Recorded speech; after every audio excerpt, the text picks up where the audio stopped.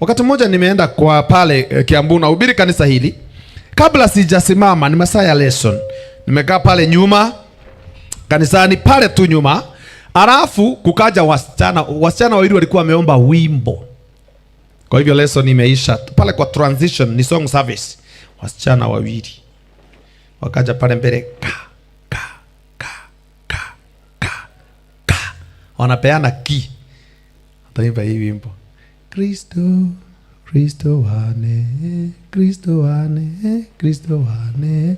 Mzee wa kanisa akaamuka naye pale nyumba. Tulikuwa tumekaa naye hapa. Mimi sikujua. Akachukua Biblia akaamuka, ameenda mbele. Very majestically wale hawajaanza kuimba, wanapeana ki. Kristo wane. Mzee akafika. Akashika hiyo msichana hapa. Kamutoa mbele. Huku hatuimbi bila kitambaa.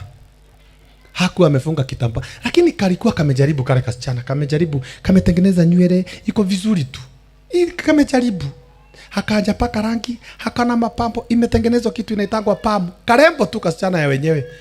Kanaanza kuimba hivyo ya Kristo yane, kanapatia mwenzake oto, Kristo wane. Alizikia askari ya kanisa.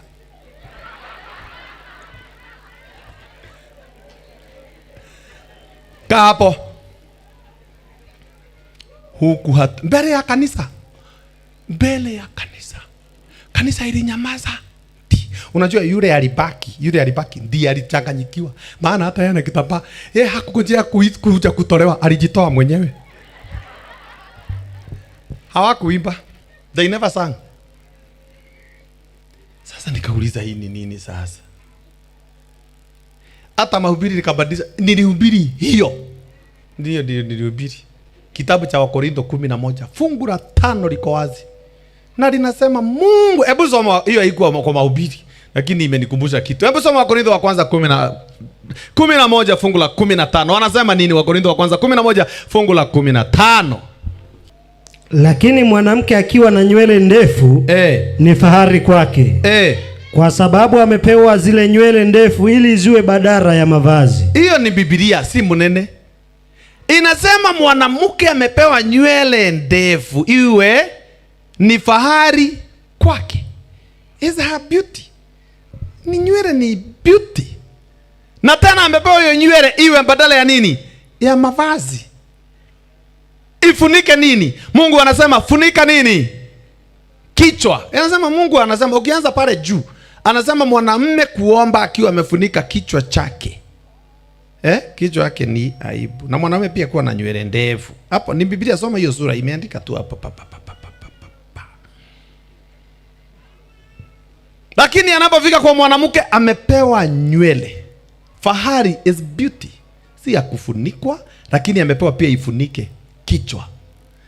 Funika kichwa. Funika na kitambaa ni sawa. Funika na nywele ni sawa. Ni sawa. Ninaweza kuwa naelewa na kuweza kuwa sielewi. Hiyo sasa nitaacha hiyo, sitafundisha hiyo. Lakini nasema ya kwamba wewe mzee uliyesoma hiyo ulielewaje?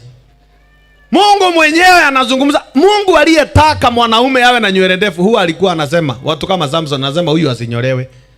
Wengine tunanyoa lakini huyu asinyolewe. Mungu alisema. Sasa tena namba 2.